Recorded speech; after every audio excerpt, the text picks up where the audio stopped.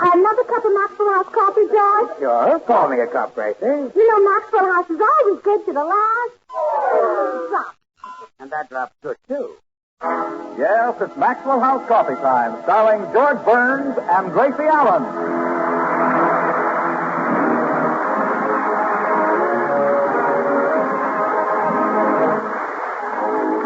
With our special guest tonight, Bing Crosby, yours truly, Toby Reed, Gail Gordon, Hans Conried, Henry Blair, Meredith Wilson, and the Maxwell House Orchestra, and Bill Goodwin. For America's Thursday night comedy enjoyment, it's George and Gracie. And for America's everyday coffee drinking enjoyment, it's Maxwell House. Always good to the last drop.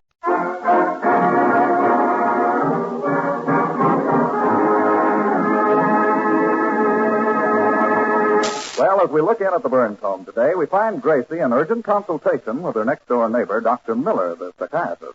You know, it's George I'm worried about, Dr. Miller. He's in the other room right now, so we can talk about it. Well, what seems to be the trouble with George? Well, And if I call you Buttercup, the dandelions would eat you up. So buy a ring and change your name to mine.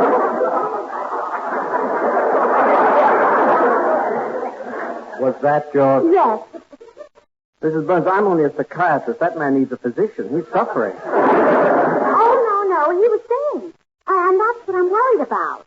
And with very good reason. You see, George has a complex about Bing Crosby. He broods because Bing got all the singing jobs he should have had. I see. He feels that Crosby has usurped his rightful glory. And it's true. Who's the most popular man in show business today? Bing Crosby. And how did he get there? Over my husband's dead tonsil. What do you mean, Gracie? Bing Crosby has kept George from singing. Small wonder he's very popular in show business. How did Bing accomplish this endearing feat? Oh, well, it all started back in 1932 when George and I worked in a picture with Bing, the big broadcast. Now, George was supposed to sing, but someone opened the windows in his dressing room and he caught cold. So Bing got the song. I see. Now, mind you, I don't say it was Bing who opened those windows, but draw your own conclusions. Well, Mrs. Burns, Bing Crosby is a very fine and a very intelligent man. Therefore, I think it's safe to assume he did open the window. I knew it. That's how he kept George's voice out of pictures. Then came radio. In 1935, the Kraft program went on the air. They wanted a voice that would sell seeds, so George auditioned. What happened? Well, Mr. Kraft himself said that George Burns has the creepiest voice in America. What? Did he get the program? No, Crosby got it. Politics. You really believe your husband is good, huh? Oh, to my mind, George Burns is the greatest singer of all time. Go, Dr. Miller. I wish you could fix everyone's mind so they think like me. Unfortunately, by my oath as a psychiatrist, I have sworn to do just the opposite. However, your husband's complex is a very real condition, and we must help him. Well, how can we do that? By building up his ego, we must flatter him until his faith in himself is restored and he once more sings every day at his fullest power. Then he'll be happy, you'll be happy, and I'll keep my windows closed. I hear him stirring around, so we'll try it on now. Well, Gracie, Oh, Dr. Miller? Hello, George. Gracie and I were just saying what a beautiful singing voice you have. Really? Well, sit down, Doc. I'll sing you 14 or 15 numbers. From time to time, I just remember I have a patient waiting for me. But, Doc, some other time, George. From time to time. Nobody ever listens to me. Crosby is the one they want to hear. Oh, Pooh to Crosby. You're twice the singer he is. I know, but he's the one they want to hear. Well, I can't understand why. All he ever sings is White Christmas. If they ever change the color of Christmas, he's through.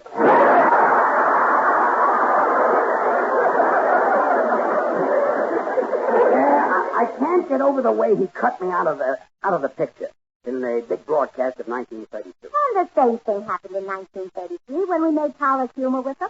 He sang the hit song, Learn to Croon. Learn to croon if you want to win my heart's desire. Yeah, they shouldn't have let Crosby mess that song up. They should have let you do it.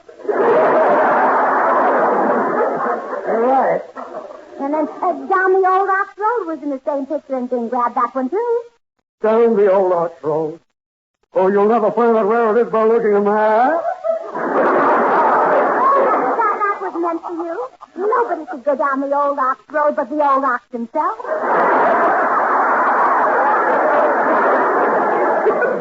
I guess I was robbed. And it kept up. In 1934, we made We're Not Dressing, and one of the hit tunes was Love Thy Neighbor. Again, they let Crosby mangle it instead of you. Love thy neighbor. Oh, what a voice.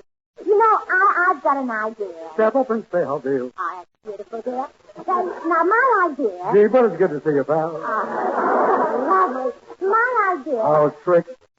My idea... What's new? Stop laughing at me, too. You'll never get the record. I heard something new. Yes, I didn't know what it was. You'll never get the recognition you deserve as long as Bing is around. My idea is to get him to retire. Well, how could you get Bing to retire? Well, I'll make him think he's getting too old to work. And then you can take over. But, Gracie, if I take over Crosby's work, what will happen to the work I do now? What work do you do now? Well, I take care of, I do all the, I'm the one who... Josie Crosby.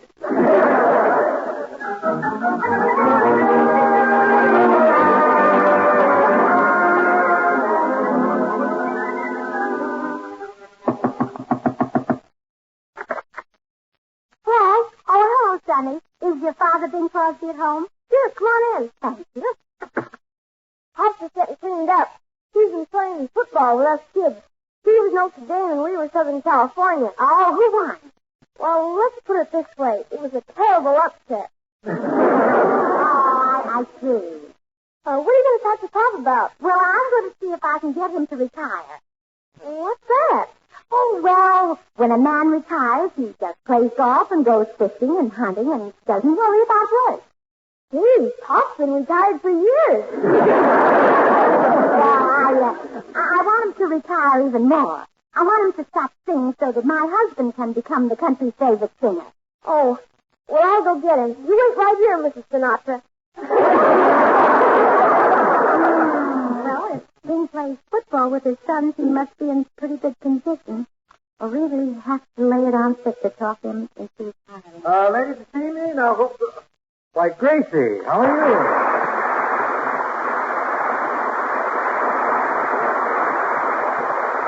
Oh, I'm afraid the little boy made a mistake. I wanted to see his father, not his grandfather. Grandfather? Yes. Haven't you got a son named Bing? No, we got him by just about any other name, though. Well, hobble back to your rocking chair, old timer. I want to talk to Bing Crosby, the singer. Gracie, don't you recognize me? Where the blue of the night meets the gold of the day. Bing! Why, it's you! Oh, you poor man. Here, lean on my shoulder. Yeah, now, what is this old age routine? You wouldn't be giving me the needle, would you? Well, gladly. Where's the adrenaline? Do I really look that bad? Well, Bing, I don't know now. I don't want to worry you, but you know that last picture you made with Barry Fitzgerald? Yeah? Well, it wasn't until you sang that I knew which one was you. Gracie, surely you're jesting. No, Bing, you're driving yourself too hard. Besides movies, you're a radio actor, and that must tire you out. Well, the radio program doesn't tire me so much, but I do get a bit bushed delivering those large filters, the big sets. The television they have. Yeah. We've got the 1201. And I know. The portable I don't, but the big set. Yeah.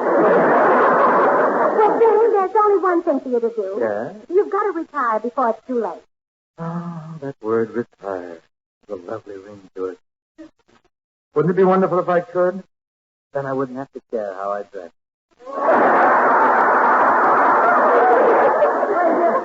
You mean you do now? These little ensembles are chosen by my tailor, a man with impeccable taste, but deaf. Huh? You can't see too well either. Oh, but there's no use dreaming, Gracie. How can I retire? I have contracts, commitments. Well, that's where I can help you, Bing.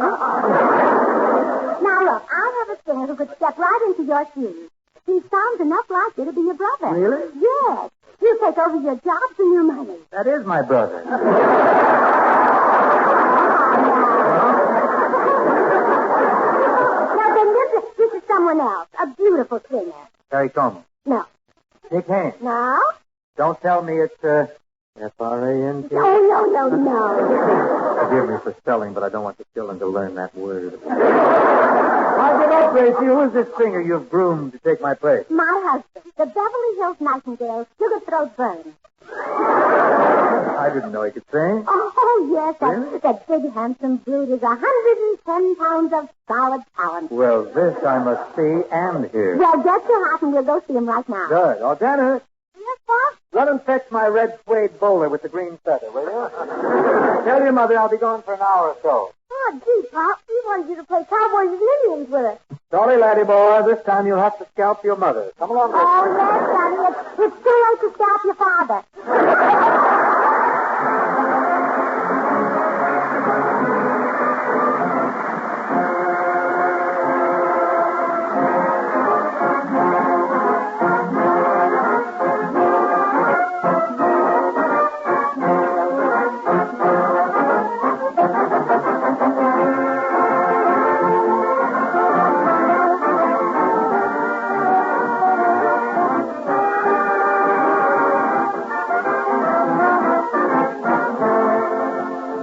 The smooth rhythm of the tango, eh, Meredith? Yes, Tobe. But you need more than smooth rhythm to make a really beautiful tango. Now, if that means you're going to arrange one for us, Meredith, I know we'd all like to sit back and listen. Okay, Tobe, see if you can guess what tango this is. First, just the harmony.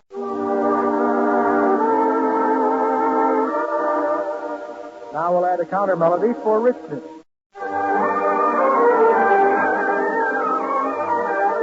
Well, that's mighty luscious, Meredith, but what's the number?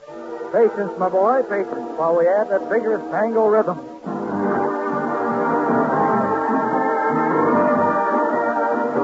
And now we'll combine the melodies to complete this blend of tango music at its very best.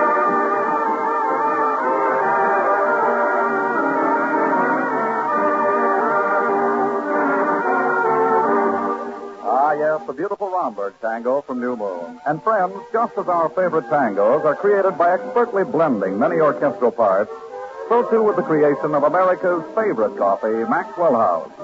The superb quality, the famous good to the last drop flavor of Maxwell House demands that not just one, but many choice Latin American coffees be included in the final superb Maxwell House blend.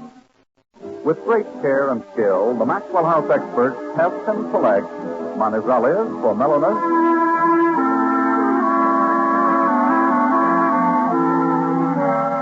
for richness, they add Netherlands. For vigor, they choose other choice coffees.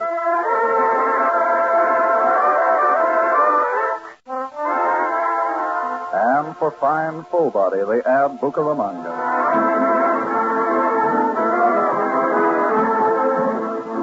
The sum total is the flavor perfection of America's favorite coffee, Maxwell House. A blend so flavorful, so completely satisfying, it's bought and enjoyed by more people than any other brand of coffee at any price. So, friends, enjoy the extra flavor of Maxwell House coffee yourself. You can for just a fraction of a penny more per cup than the cheapest coffee sold. Ask for Maxwell House. Always good to the last drop.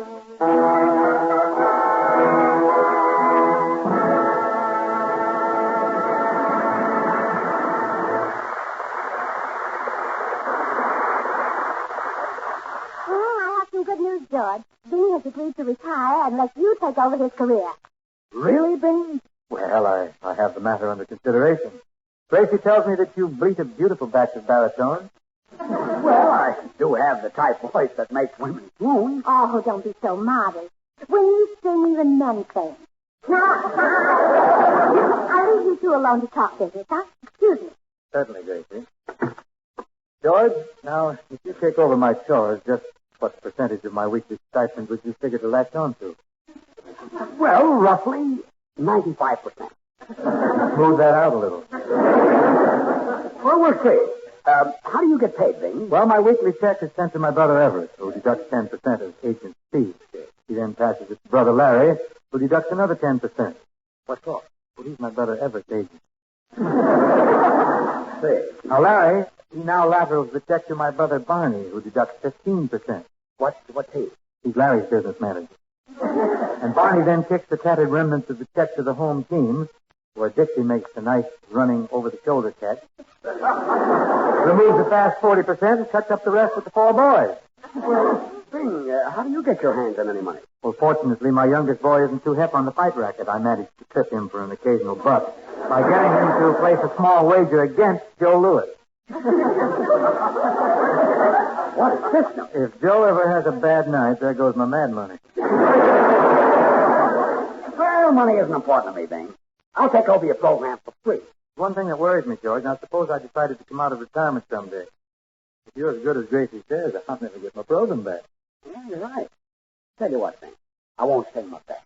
I'll hold back. Hold back, huh? Well, that's mighty decent of you, hold back. By the way, I'm anxious to hear you croon. You going to give me a short touch of some of your mellow stuff? Okay, Bing. Oh, birds are sweetly singing, and perfume flowers are bringing them, the wind is going out, it's passing by. Well, Bing? Don't hold back and fight so much. Behind us. Did you get all the details settled? Gracie, I'm not so sure I should retire. What? Well, I just put the Erie on sugar throat here. Boy's a little granulated. How can you say that? Well, George was a sensation even back in vaudeville. This boy wowed them in the old two-a-day? Oh, the audiences loved him. Why, they used to bring their lunches and share them with George. Really? But when he started to sing, they'd throw the food on the stage. That's right, Bing. You see, being ordinary singers like you can handle notes like A and E and G, but George sings notes that aren't even in the scale. Makes them up himself, huh? Oh, great. Very true, George. According to Paul Weissman, you won Citronelle. And L. Yes. You hit a high note, and Weissman said, that note I sounds... remember. May surprise you a little, Gracie, but I hit the same note myself for him. Very note. Ah, you're bragging. You don't think I can? Yes, Well, you sir. just get George to All grab a right. fistful of the white keys over there in that piano, and I'll prove a point to you. How soon will I be seeing you? How soon? I wish I really knew. And when will I be saying words you want to hear? Tender little love words, story old, meaning clear. How soon will I be close to you and dance the way we used to do? I see your star eyes gleaming. Don't mind me if I'm dreaming. Tell me, darling, now how soon?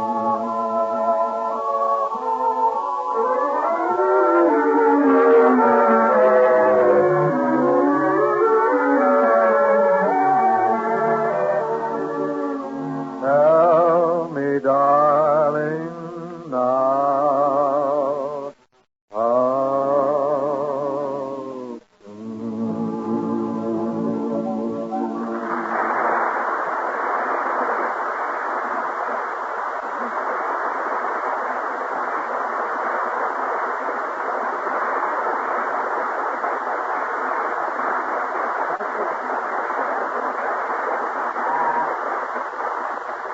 Bing, that was beautiful. You know, Gracie, I'm not better than Bing. You're not? He's just as good as I am. Come in.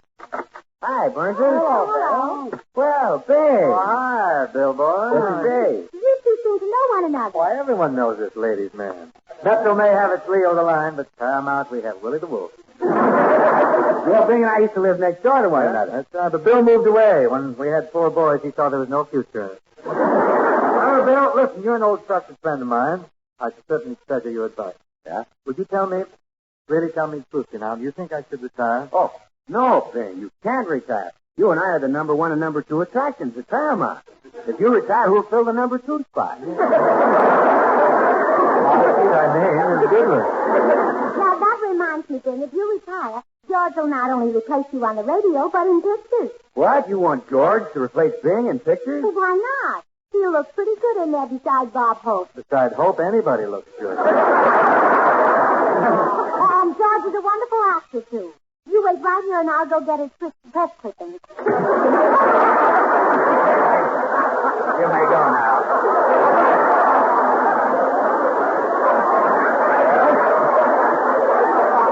If they have the repeat broadcast, you can straighten these things out. In the morning and do it again. Hope she brings back the right clipping. Well, I haven't counted on taking over your picture work, Bing, but I guess I can handle it. What picture are you shooting right now?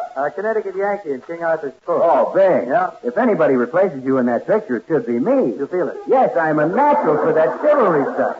You know, women think of me as a knight. They do? Oh, sure. Every time I take a girl home from a date, she says, what a knight. Oh.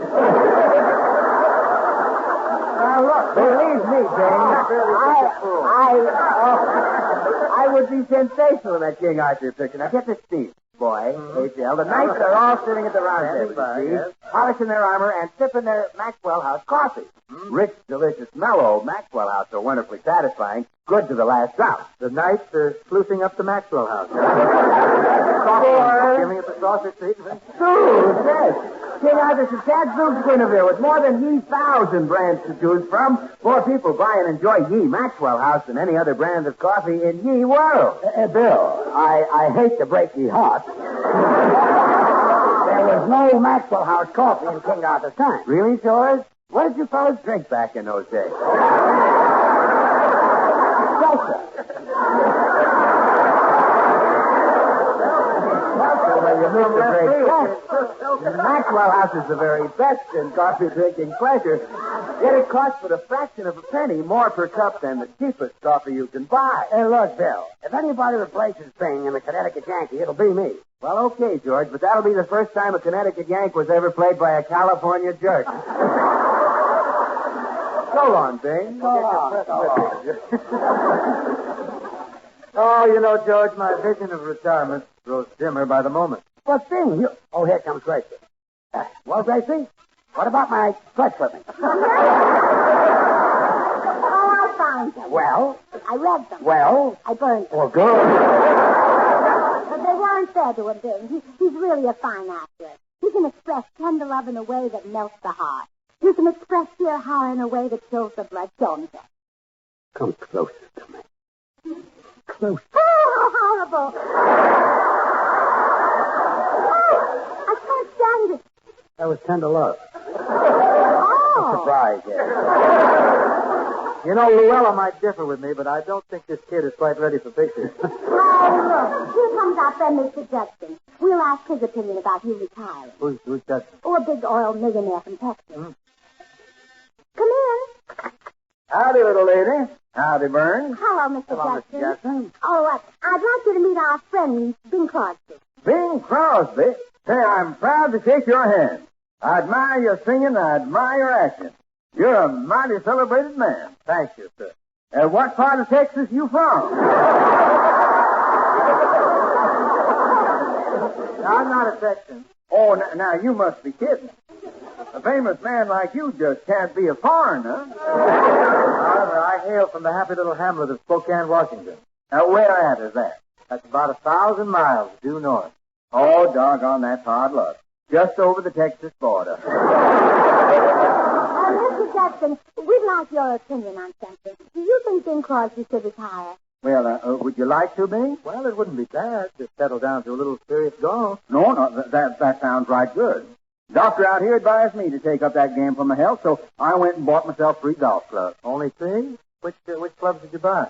Lakeside, Hillcrest, and the Hollywood Country Club.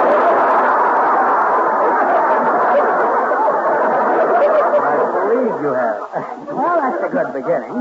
Yeah. Now, say, if you do retire, Bing, I'd admire to have you visit me on my ranch. Of course, it ain't much as ranches go in Texas. How big a patch of ground you got? Well, I don't rightly know. We sent some fellas out to survey it 10 years ago, and they ain't done yet. Sounds a bit cramped, don't it?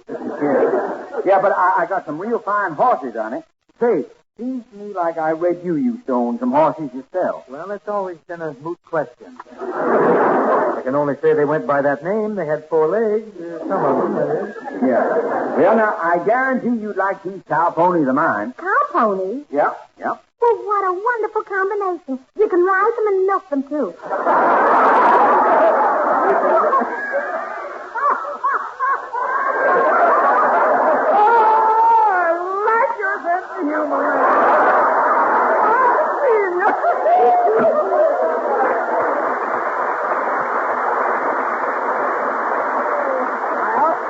Come on, Bing, let's have a decision. Are you going to retire and let me take over your career? Well, George, in all fairness, I haven't heard you sing at your best.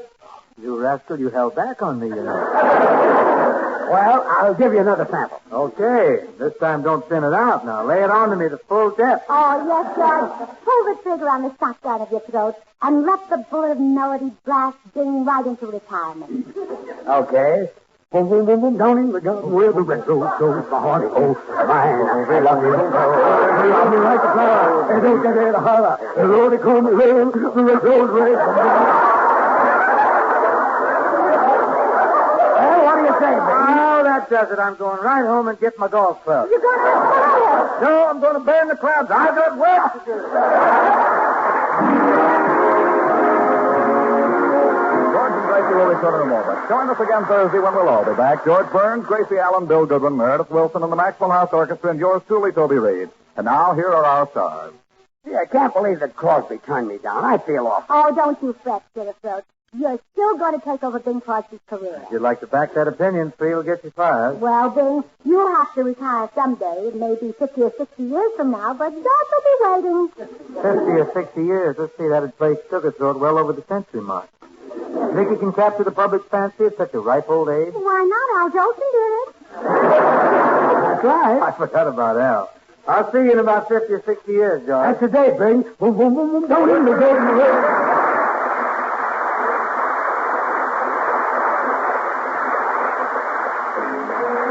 Hey, where do you live, Roxanne? I live out in Spokane. And what do you eat, Roxanne? Eat? I eat Jell-O. Jell-O in those 6 delicious flavors. Strawberry, raspberry, cherry, orange, lemon, and lime. Delightful, every one of them. Rich tasting and fruit-like because they're all locked-in flavors. Sealed right in by a special process so they can't get out till your first tempting spoonful. And Jell-O's coming back, so ask for Jell-O, Jell-O, Jell-O, Jell-O. J-E-L-L-O. Until next Thursday, good night and good luck from the makers of Maxwell House, America's #1 preferred brand of coffee. Always good to the last drop. The George Burns and Gracie Allen Show is written by Keith Fowler and Paul Henning. And now stay tuned in for Noah Webster Says, which follows immediately over most of these stations.